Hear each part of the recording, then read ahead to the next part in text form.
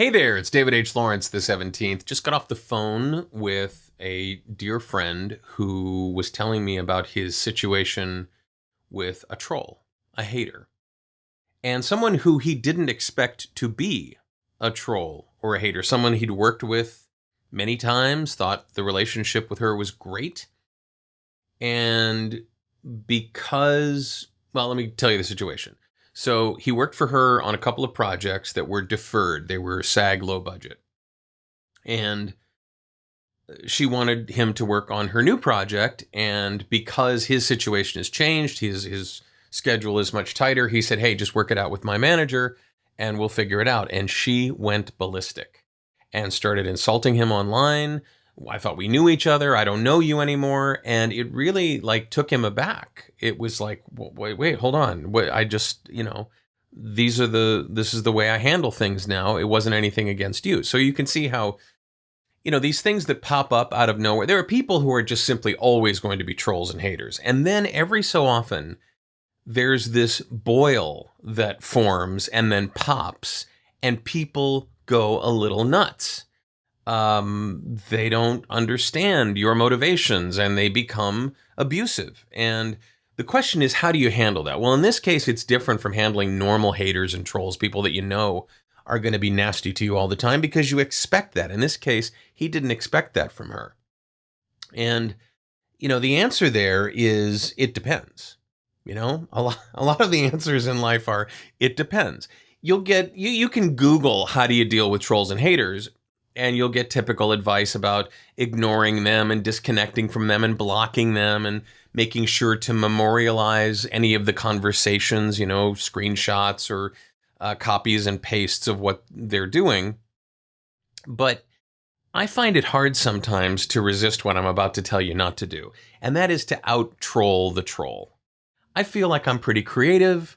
I get a certain joy out of, doing that. But what I've learned is it's a no-win situation. I had a situation that happened to me recently where a guy who connected with me on LinkedIn just very casually, very dismissively said, hey, let's take a call with each other so I can figure out whether or not I should study voiceover with you.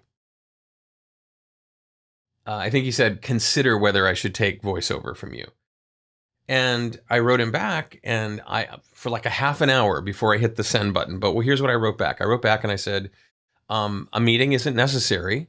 Here's a free class that you can take called, Getting Started in Voiceover, where you can see how I teach.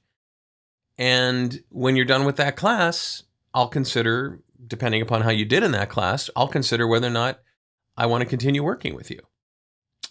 P.S. If that line had any sort of charge to it or felt insulting, you might want to go back and look at your last line of your message, because that's how some people might take it. And again, I really thought long and hard about it. It fits in with what I'm about to give you in terms of advice, but it still was one of those things where, is this really necessary? Is this really what you want to do? And that is, if you can't resist the urge to fight back, try this instead. Instead of fighting back with competitive insults, fight back with kindness.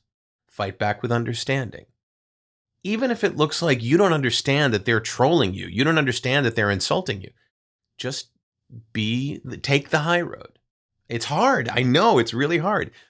There are people in the world that the media really exalts, really compliments for being awesome at really nailing trolls and haters and politicians and so on. People like J.K. Rowling and Will Wheaton and Pink and who else? Patton Oswalt, Kathy Griffin, Pete Buttigieg, one of the Democratic contenders now.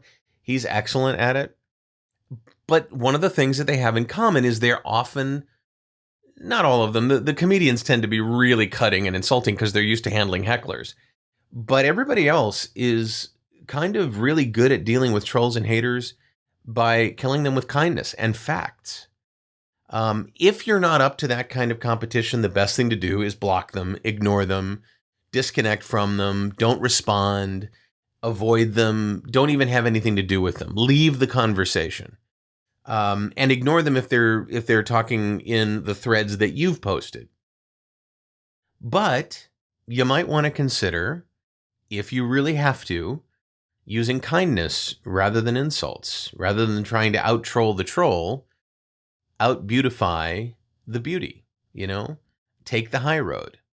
I've seen it work a million times, and it's so satisfying when it does work. I don't know, just a thought. What are your thoughts? Leave me a comment below. How do you handle trolls? What do you do when somebody insults you online? I mean, the independence and the anonymity of the online space makes it really easy for somebody to do that, and I'm sure that you've had situations where that's happened.